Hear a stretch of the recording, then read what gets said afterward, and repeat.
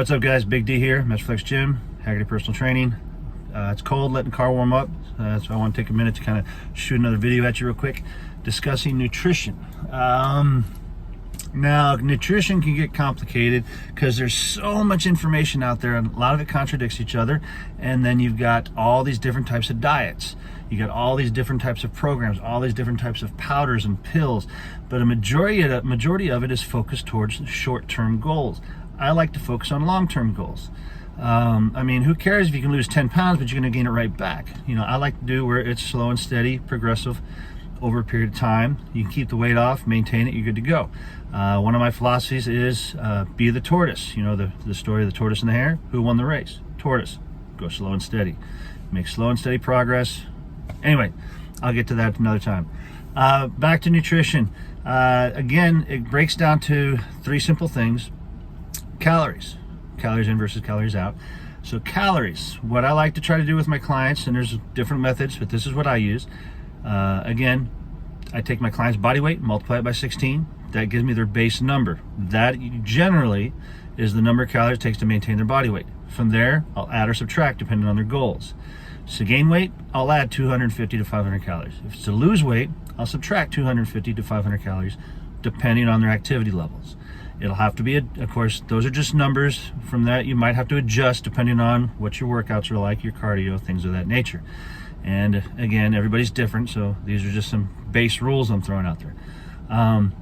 From there, you got to look at your macros. You got your proteins, your carbs, and your fats. What I like to do is I follow a 30-30-40 rule, which is I break up their calories and their macros into 40% of their calories comes from protein, 30% comes from carbs, 30% from fats. Again, that's adjusted over time because I figure out some people respond better to carbs over fats, some respond better to fats over carbs, and etc. But I think that's just a good base rule, and from there you can adjust. You just have to kind of pay attention to how your body's responding. Next thing you have to look at is your micronutrients, which is your vitamins and minerals. You have your essentials, and these are what those are. That is something that your body can't produce, so you have to get it into your diet.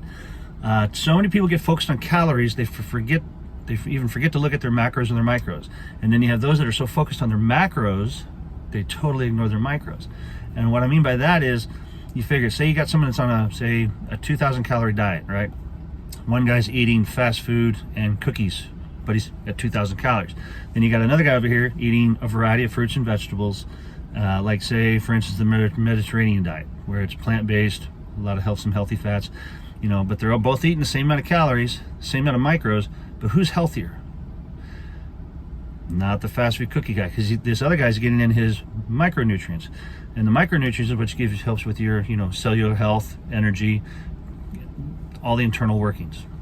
So again, I hope I didn't confuse you anymore. If you have any questions, hit me up on Facebook, Daniel Haggerty Personal Training, or Metroflex Gym San Marcos. I'm on Facebook, Instagram, Twitter, the whole nine. I will learn how to put all these links down below. Again, just learning here.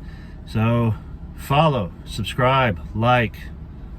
I'll see you next time. Until then, remember, train hard, train smart, keep it simple.